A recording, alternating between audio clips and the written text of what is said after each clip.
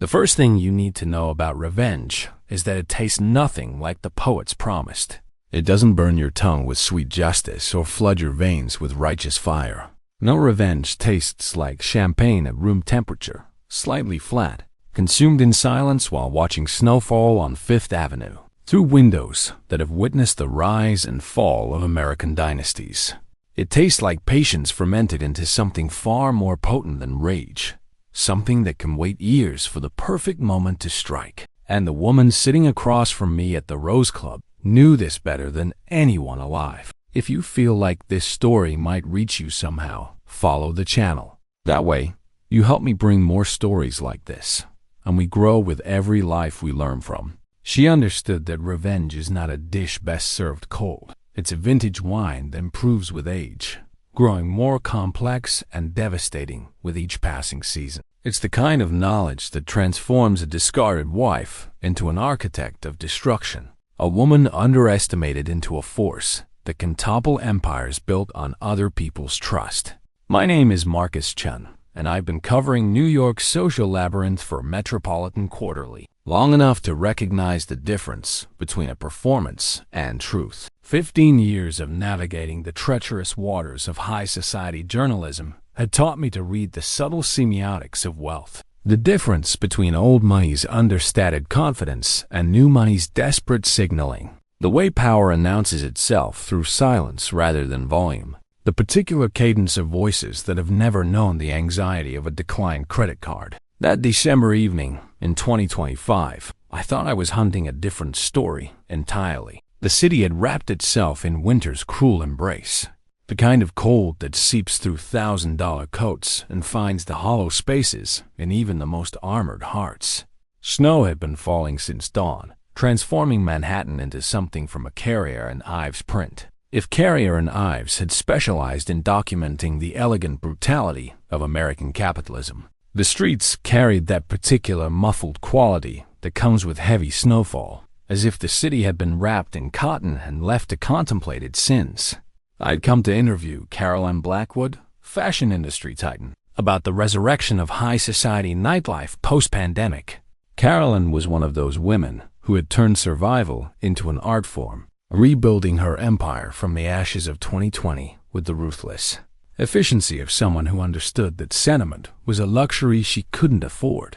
Our scheduled meeting was meant to explore how the city's elite had adapted their social rituals to a world that had suddenly become aware of its own mortality. What I found instead was a confession that would reshape everything I thought I knew about power, patience, and the precise mathematics of calculated destruction. What I discovered was that some stories choose their storytellers, and this story had apparently chosen me. The Plaza Hotel's Rose Club occupies that rarefied space where old money meets new ambition, where conversations worth millions unfold over $18 cocktails served in crystal that has witnessed the rise and fall of empires. The club exists in a temporal bubble, immune to the democratic chaos of the streets below, where doormen in white gloves still matter and membership is determined by genealogy rather than net worth. The decor whispers rather than shouts burgundy leather that has absorbed decades of secrets, mahogany paneling that remembers trees older than the Constitution, and lighting designed to make everyone appear younger, more mysterious, more dangerous than daylight would permit. Persian rugs worth more as most people's homes muffle footsteps and conversations alike, creating an atmosphere where even betrayal can be discussed in civilized tones. Every surface tells a story of accumulated privilege. Crystal decanters filled with whiskey that predates Prohibition, oil paintings of long-dead railroad barons whose descendants still occupy the corner booths, silver service that bears the patina of a century's worth of celebrations and conspiracies. The air itself seems thick with history and entitlement, heavy with the scent of expensive tobacco, aged leather, and the particular fragrance of money so old it no longer needs to announce itself. The club's exclusivity operates on unspoken rules, understood only by those who belong: where to sit, how to summon service with a glance, which conversations require the soundproof booths in the back. It's a place where senators share drinks with arms dealers, where Supreme Court justices negotiate with pharmaceutical executives, where the real business of America gets conducted in voices too low for recording devices to capture. I'd arrived early, nursing a glass of Macallan 25-year while reviewing my notes about Caroline Blackwood's latest venture, something involving sustainable luxury and ethical diamonds that sounded like marketing poetry designed to assuage the consciences of customers who could afford to care about the moral implications of their consumption. The club hummed with the particular frequency of wealth, hushed voices discussing acquisitions that would reshape entire industries, the soft clink of platinum against porcelain worth more than most people's annual salaries, the rustle of silk that costs more per yard than most people's monthly rent.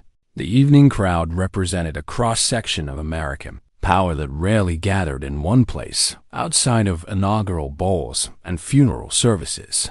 Tech billionaires who had never worked a day in their lives networked with defense contractors whose fortunes were built on other people's misery. Pharmaceutical heiresses compared notes with energy executives about the most tax-efficient ways to destroy the planet. Supreme Court spouses discussed real estate investments with arms dealers who supplied both sides of every conflict. I recognized faces from magazine covers and congressional hearings, people whose decisions affected millions of lives, but who moved through the world with the casual indifference of gods playing with mortal chess pieces.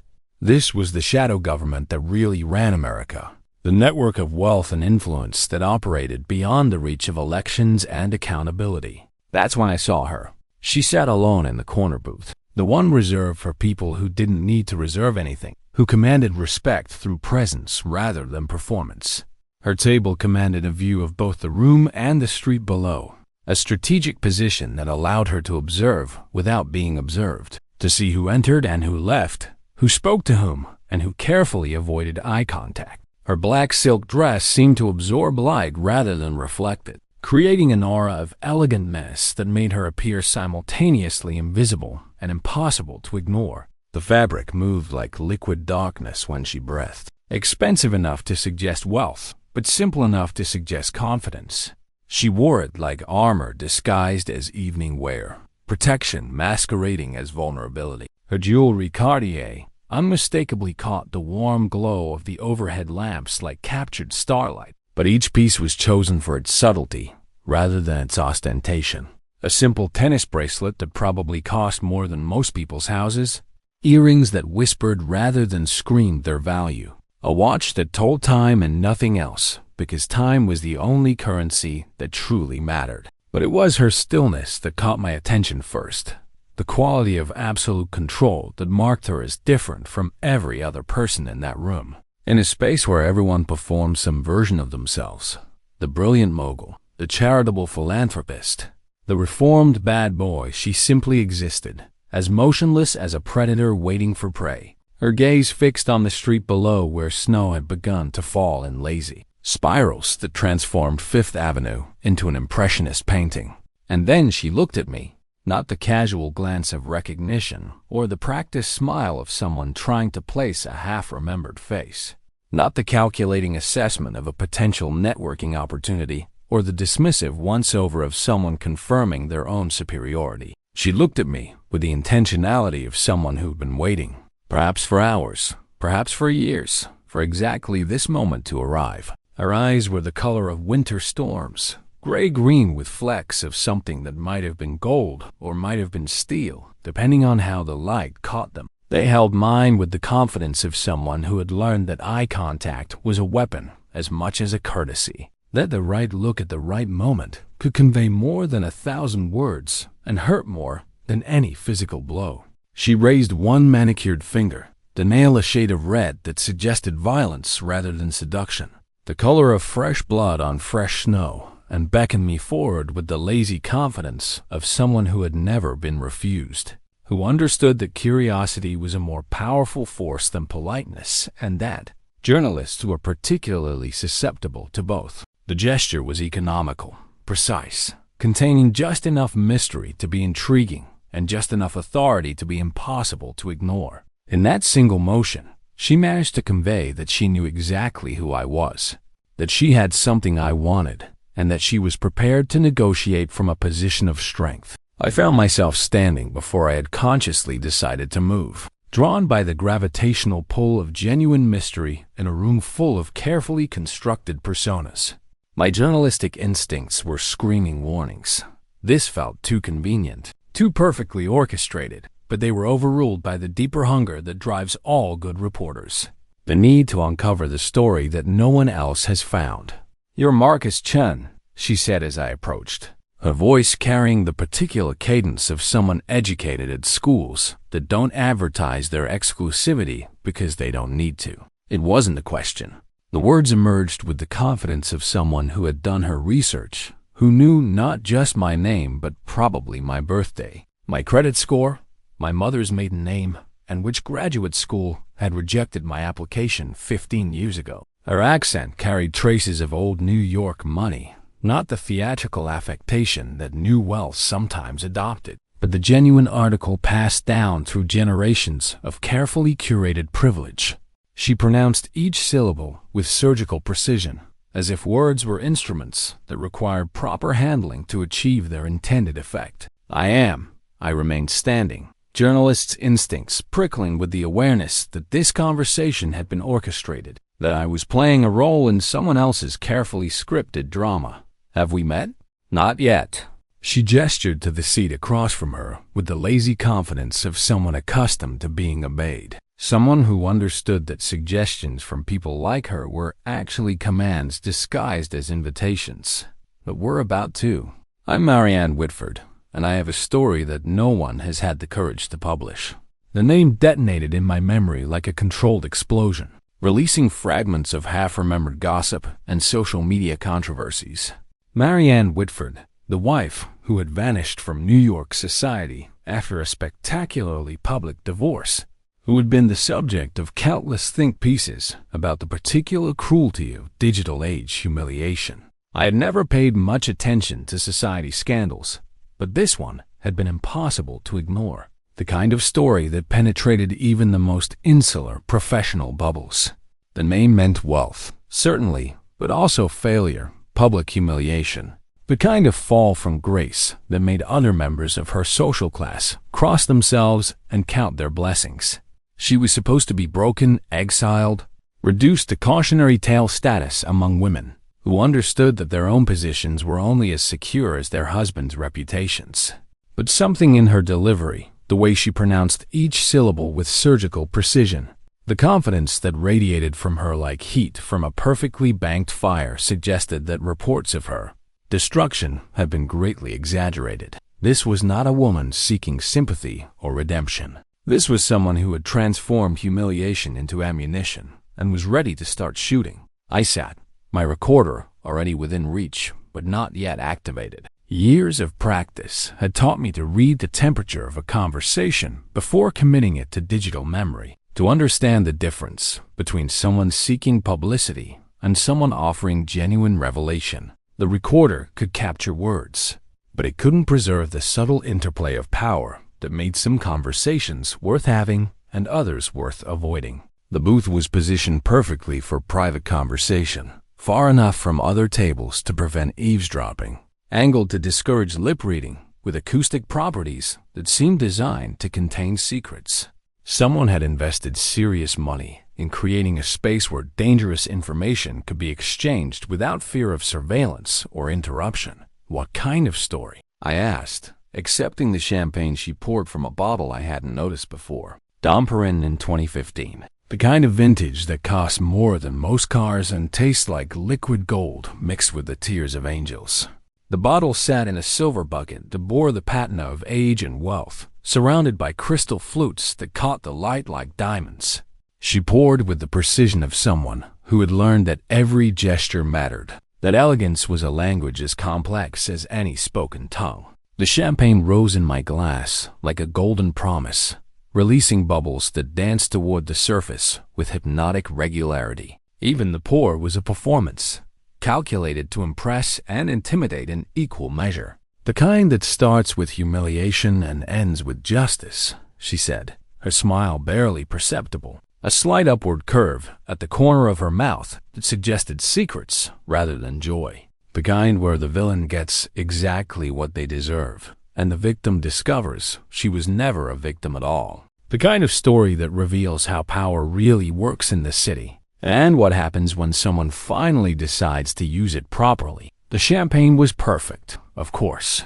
Everything about this moment felt curated, from the temperature of the wine to the way the snow outside provided a cinematic backdrop to whatever confession was about to unfold. The bubbles dissolved on my tongue like effervescent promises, leaving behind hints of apple and honey and something indefinably expensive that could only come from grapes grown in soil that had been cultivating perfection for centuries.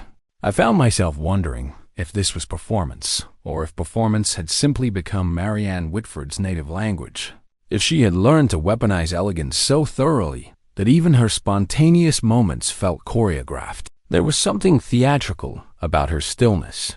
The way she held her champagne glass without drinking, as if she were posing for a photographer who existed only in her imagination. "You think I'm being dramatic," she said, reading my expression with the accuracy of someone who had made a study of human nature. "That's the problem with this city. We've become so accustomed to theater that we can no longer recognize truth when it wears an elegant dress."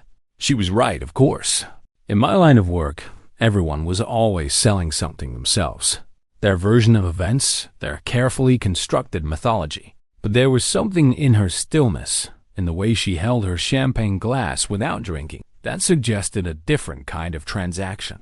"Tell me about the humiliation," I said, activating my recorder with the subtle movement of someone who had done this dance countless times before. Marianne's laugh was like crystal breaking sharp, beautiful, and slightly dangerous.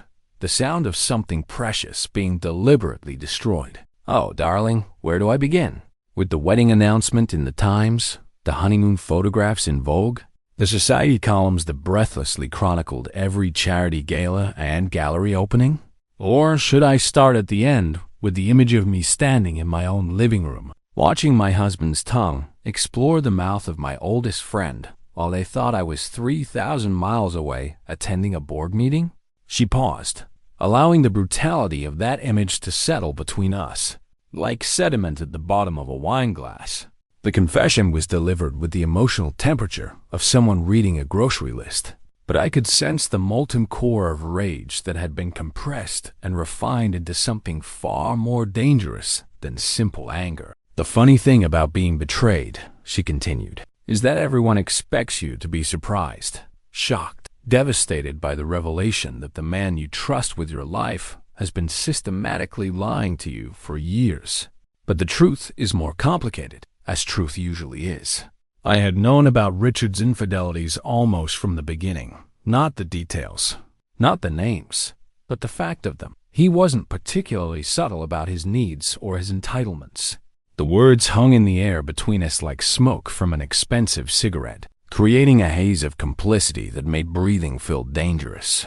Outside, the snow had intensified, turning Fifth Avenue into an impressionist painting of blurred lights and moving shadows, as if the city itself was trying to obscure the conversation taking place in this warm sanctuary of privilege and secrets.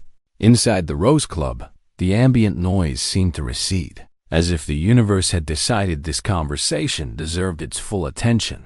"His name was Richard Coleman," she continued, her voice maintaining that same measured cadence that suggested years of practice at controlling emotional temperature. "Is Richard Coleman, technically, though I suspect he wishes that weren't the case anymore. Perhaps you've heard of him?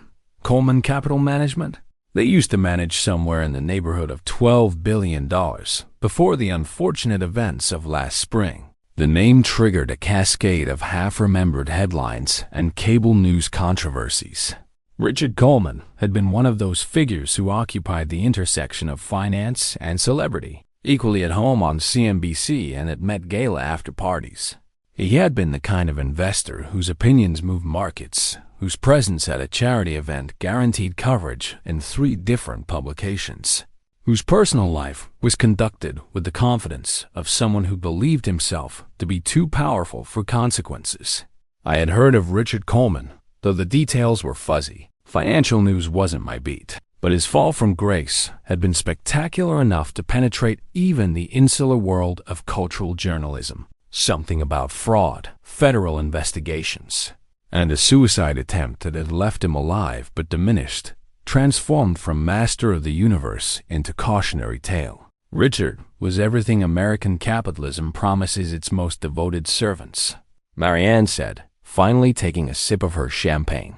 Brilliant, ruthless, charming when it served his purposes, capable of making money appear and disappear with the casual confidence of a stage magician. He understood that success in his world required a particular kind of performance, the ability to project invincibility even when everything was falling apart, to make clients believe that entrusting him with their fortunes was not just profitable but patriotic. She set down her glass with the precision of someone who had learned to control even the smallest gestures, who understood that every movement was being evaluated for signs of weakness or strength. "We were married for 7 years, she said. 7 years of playing the perfect wife to New York's most celebrated investment genius.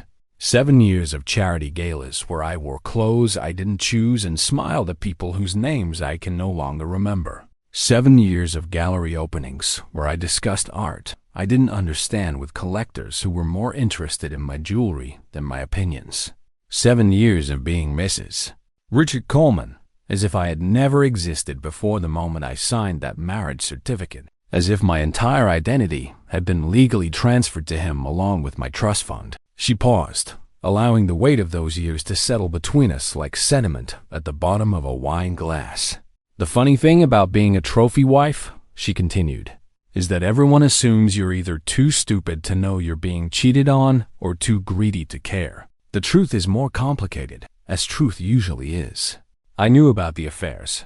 Yes, plural almost from the beginning. Richard had a type, young, ambitious, willing to confuse access with affection.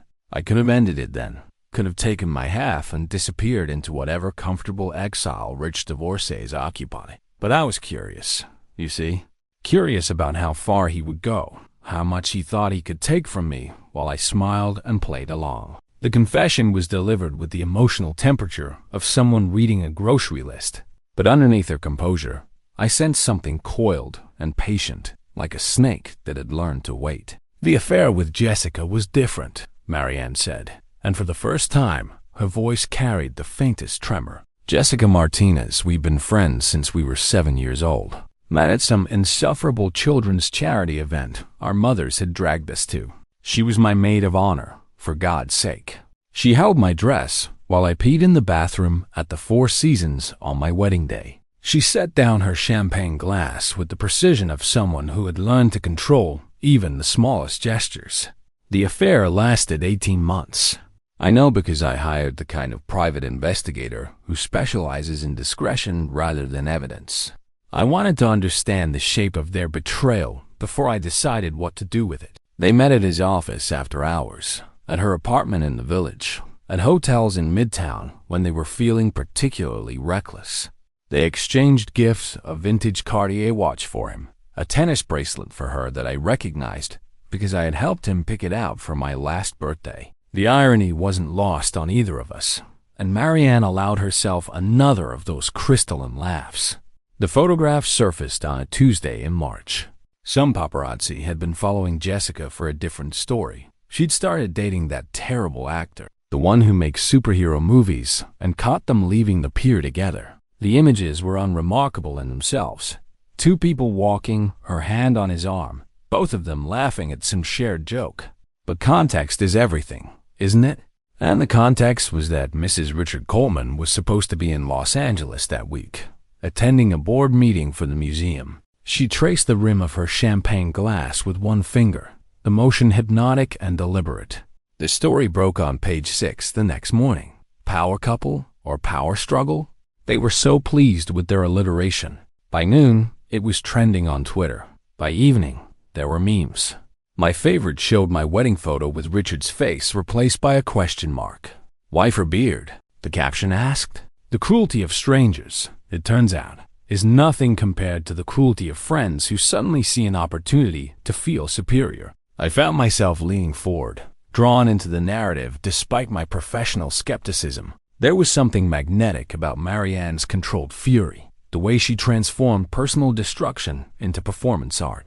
The divorce proceedings were swift and efficient, she continued. Richard's lawyers were very good at what they did, which was making problems disappear. I was offered a settlement that would have allowed me to maintain my lifestyle indefinitely, provided I signed a non-disclosure agreement and agreed to characterize our separation as mutual and amicable. I took the money. Of course, I'm not stupid, but I never signed the NDA. She smiled then, and for the first time that evening, it reached her eyes. Everyone assumed I had, naturally. When I disappeared from the social circuit, when I stopped attending gallery openings and charity luncheons, when I declined interview requests and refused to comment on Richard's subsequent engagement to Jessica, they assumed I had been bought and silenced. The conventional wisdom was that Marianne Whitford had taken her money and retreated to whatever gilded cage wealthy failures occupy. The snow outside had turned into a full blizzard, transforming the city into something from a snow globe. Inside the Rose Club, the warmth felt almost oppressive, as if the building itself was holding its breath. The thing about disappearing, Marianne said, is that it gives you the most valuable commodity in New York: time. Time to think, time to plan, time to discover exactly who your husband really was when he thought no one was watching. She opened her purse, a small Hermes clutch that probably cost more than my annual salary, and withdrew a simple manila folder. Richard's business model was elegant in its simplicity, she said, placing the folder on the table between us but not opening it. He would identify companies that were struggling but had valuable assets, real estate, intellectual property, customer lists. He would then orchestrate elaborate short-selling schemes while simultaneously positioning his clients to acquire those assets at drastically reduced prices. The genius was in the timing and the layers of legal insulation that made it almost impossible to prove manipulation. My journalistic instinct sharpened. This was no longer a story about adultery and social humiliation. This was about fraud on a massive scale. The SEC had been investigating Coleman Capital Management for 2 years, Marianne continued, but Richard was very good at staying just inside the legal boundaries. He had the best lawyers money could buy, the kind who specialize in finding loopholes rather than justice.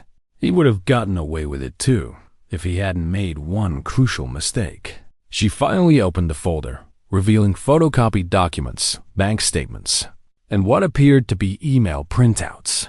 He underestimated his wife. The documents painted a picture of systematic financial manipulation spanning nearly a decade.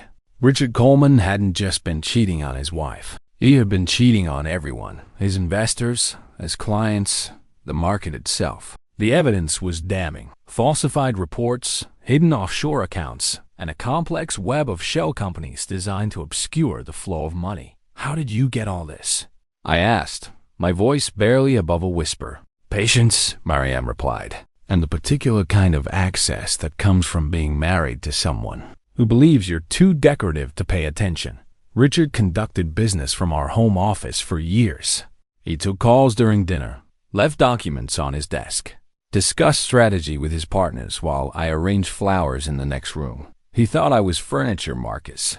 Beautiful, expensive furniture that occasionally required maintenance but never posed a threat. She reached into the folder and withdrew a particular document, what appeared to be an internal email chain. "This one is my favorite," she said, sliding it across the table. "It's from Richard to his chief financial officer, discussing how to structure a particular deal to avoid regulatory scrutiny." Notice the date 2 days after our wedding anniversary dinner, the one where he spent 20 minutes on the phone with Jessica while I sat alone with dessert.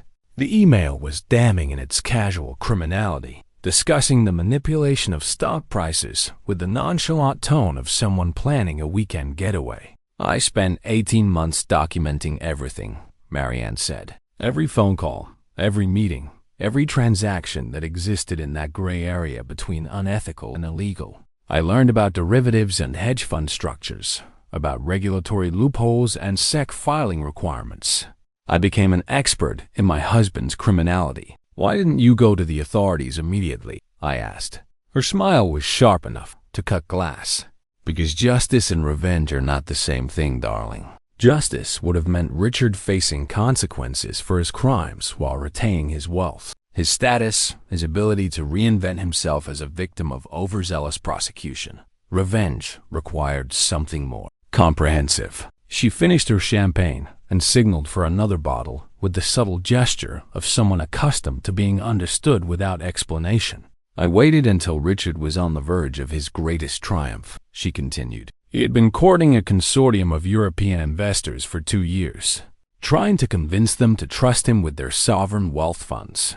The deal would have made Coleman Capital Management the most powerful investment firm outside of Wall Street. Richard would have been managing over $50 billion. Enough money to influence elections, topple governments, reshape entire economies. The second bottle of Dom Perignon arrived, opened by a server who seemed to materialize and disappear like smoke. Marianne poured for both of us with steady hands. The signing ceremony was scheduled for a Friday morning in May, she said. Richard had rented the top floor of the plaza, this very building. Actually, for a celebration that would have cemented his position as one of the most powerful men in America. 700 guests, including half the federal government and most of the Fortune 500. The invitations were engraved on Italian paper that cost more than most people's cars. She paused for effect, savoring the memory like fine wine. I sent my documentation to Sarah Chun at the New York Times. No relation to you, I assume? On Wednesday evening. All of it. Every email, every falsified document, every piece of evidence I had gathered during my 18-month graduate education in financial fraud. Sarah is the kind of investigative journalist who doesn't sleep when she smells blood in the water. The implications were staggering. A story like that, breaking at exactly the wrong moment, would have been catastrophic. The article published online at 6 a.m. on Friday morning, 2 hours before Richard's celebration was scheduled to begin. Marianne said, her voice carrying the satisfaction of someone describing a perfectly executed symphony. The headline was elegant in its simplicity. Inside the billion-dollar fraud that fooled Wall Street. Below that, a subtitle that I had suggested to Sarah during one of our many conversations, how Richard Coleman built an empire on lies and why his wife decided to tear it down. I could picture the scene, the phone calls, the panic, the rapid erosion of a reputation that had taken decades to build. The European investors withdrew within hours, Marianne continued, not just from the new deal, but from all existing investments with Coleman Capital Management. The SEC announced a formal investigation before the markets opened. By noon, Richard's personal net worth had decreased by approximately $2 billion. By evening, he was trending on social media for all the wrong reasons. She reached into her purse again and withdrew her phone, scrolling through what appeared to be saved screenshots.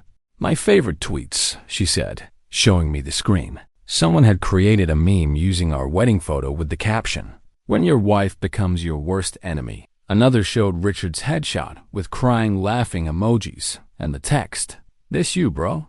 The internet can be deliciously cruel when given the right ammunition. What happened to Richard after that? I asked, though I suspected I already knew the answer. Oh, the usual trajectory of powerful men who discover they were never as untouchable as they believed, Marianne said, with a dismissive wave. Federal indictments, frozen assets, a suicide attempt that was probably more performance than genuine despair. He's alive, if that's what you're wondering, though I'm told he's somewhat diminished. Living in his sister's guest house in Connecticut, last I heard, teaching business ethics at some third-tier college that was desperate enough for publicity to hire him. The irony was almost too perfect. And Jessica? I found myself asking, Jessica. Marianne's expression softened slightly, as if she were genuinely sad about this particular casualty. Jessica discovered that being Richard Coleman's mistress was significantly less appealing when Richard Coleman became a federal defendant with frozen assets and a tarnished reputation. She married a pharmaceutical executive 6 months later. Someone safe, someone boring, someone whose worst crime is probably tax avoidance rather than tax fraud. She sipped her champagne thoughtfully. I sent her a wedding gift, Marianne added. A crystal vase from Baccarat with a note that said, "For new beginnings." She returned it unopened, which was probably wise. I might have been inclined to include something sharp. The confession was delivered with such casual elegance that it took me a moment to register the implicit threat. This was not a woman who had stumbled into revenge. This was someone who had architected it with the precision of a Swiss watchmaker. "You destroyed an entire empire," I said, still processing the scope of what she had accomplished. "I exposed one," Marianne corrected. "The empire was always an illusion, built on other people's money and other people's trust. I simply provided the market with accurate information about the risks of their investments. Really, I performed a public service." Her rationalization was flawless, delivered with the moral certainty of someone who had convinced themselves that justice and personal satisfaction were the same thing. "And what about you?" I asked. What happened to Marianne Whitford after the dust settled? For the first time that evening, her composure cracked slightly, revealing something that might have been vulnerability beneath the perfectly applied makeup. "That," she said, "is the most interesting part of the story." She stood up from the table, walking to the floor-to-ceiling windows that offered a panoramic view of Central Park.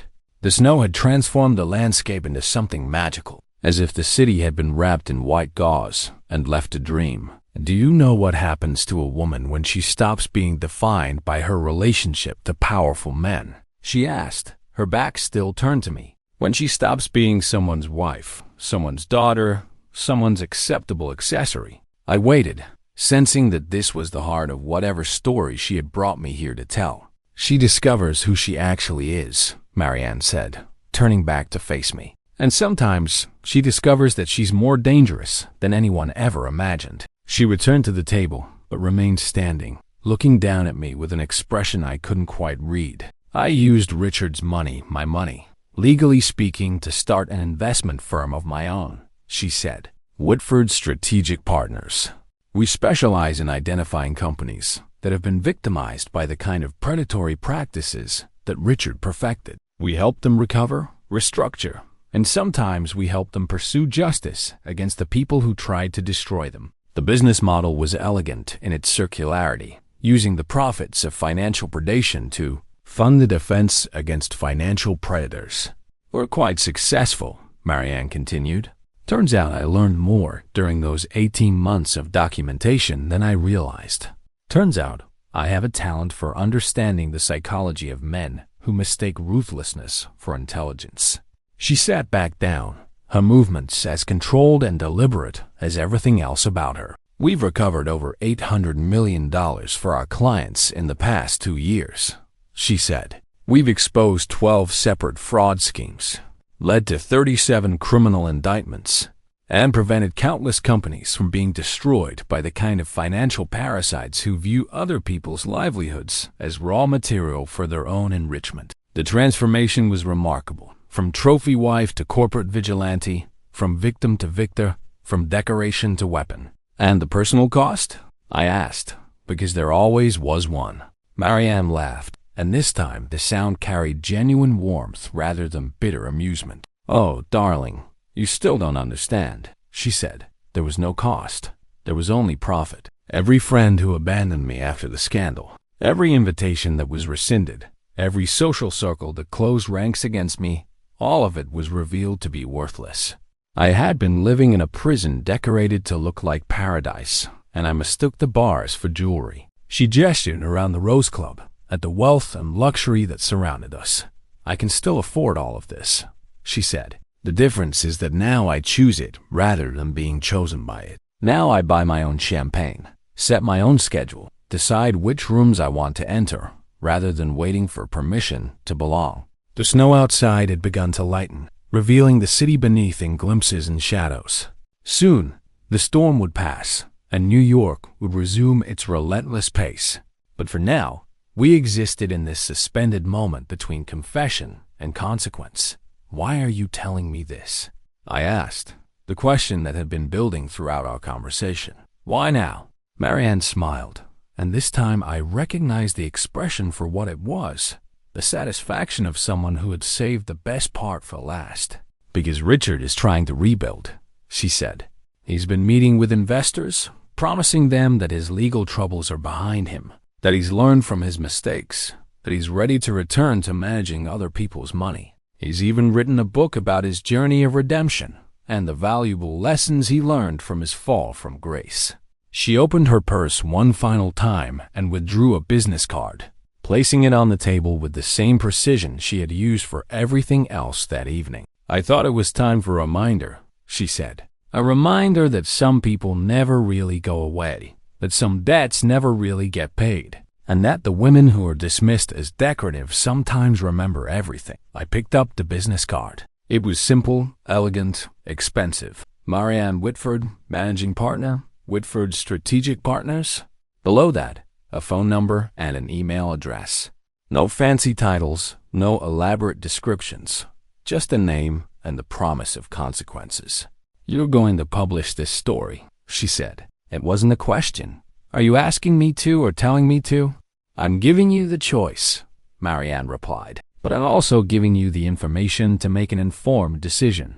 Richard Coleman is meeting with pension fund managers next week, trying to convince them to trust him with their retirees' money. The people whose life savings he's hoping to manage probably deserve to know exactly who they're dealing with." The manipulation was subtle but effective, framing the decision to publish as a moral imperative rather than a personal favor. I had to admire the sophistication of her approach. "And if I choose not to publish?" I asked. "Then you don't," she said with a shrug. "I'll find another journalist, another publication, another way to ensure that the truth finds its audience. The story will surface eventually, Marcus. The only question is whether you want to be the one telling it." She stood up again, gathering her coat and purse with the efficient movements of someone who had said everything they came to say. "Thank you for the champagne," I said, gesturing to the empty bottles that represented hours of conversation and revelation. "Thank you for listening," she replied. "Most people don't, really listen. They hear what they expect to hear, what confirms their existing assumptions about the world. But you listen to what I was actually saying." She walked toward the exit, then paused and turned back. "One last thing," she said. "When you write this story, and I know you will remember, that revenge is not about becoming the monster who hurt you. It's about becoming powerful enough to ensure they can never hurt anyone else." And with that, Marianne Whitford disappeared into the New York night, leaving me alone with a recorder full of confessions, a stack of documents that could destroy a man's reputation, and the intoxicating weight of a story that would change everything. I sat in the Rogues Club for another hour after she left, ordering another drink and trying to process what I had just experienced. The snow had stopped falling, and Fifth Avenue was slowly returning to its normal rhythm of traffic and pedestrians and urban life. But inside the warm sanctuary of old money and older secrets, I felt as if I had witnessed something transformative. Not just the confession of one woman's elaborate revenge, but a meditation on power and its redistribution, on the difference between justice and satisfaction, on the particular kind of strength that emerges from systematic humiliation. When I finally left the plaza, walking out into the crisp December air with a story that would reshape my career and possibly destroy a man's life, I realized that Marianne Whitford had given me the most valuable gift a journalist can receive, a truth so perfectly constructed that it felt like fiction, and a fiction so emotionally resonant that it revealed fundamental truths about human nature, American capitalism, and the specific mathematics of female rage. The next morning, I would begin the process of fact-checking her claims, verifying her documentation, and constructing a narrative that would do justice to the complexity of what she had shared. But that night, walking through the snow-covered streets of Manhattan with the taste of expensive champagne still on my tongue, I knew that I had been chosen to tell a story that would outlive both of us, a story about a woman who had transformed her humiliation into her weapon, her vulnerability into her strength, and her marriage into a masterclass in the patient art of calculated destruction. And somewhere in Connecticut, Richard Coleman was probably sleeping peacefully, unaware that his ex-wife had just set in motion the final act of a revenge that had been 3 years in the making. The interview would be published 3 weeks later in Metropolitan Quarterly, accompanied by documents that the SEC would use to reopen their investigation into Coleman Capital Management. Richard Coleman's attempt at a comeback would end before it began, and Marianne Whitford would become the subject of profiles in Fortune, Bloomberg, and Vanity Fair, no longer the abandoned wife of a disgraced financier, but the architect of her own empire and the guardian of other people's money. But that night, walking alone through the snow with a story that felt like lightning in my hands, all I could think about was the way she had looked when she said, "Revenge is not about becoming the monster who hurt you. It's about becoming powerful enough to ensure they can never hurt anyone else." In a city built on a mythology of reinvention, Marianne Whitford had written the definitive guide to transforming pain into power, humiliation into strategy, and love into the most dangerous weapon of all, the truth, delivered with perfect timing and devastating precision. And I had been chosen to tell the world her story. Thank you for staying with me and listening this far. Your attention is a gift. Did these minutes mean something to you? Then please follow the channel. Every click from you is a push that helps me keep bringing stories that truly stay with us.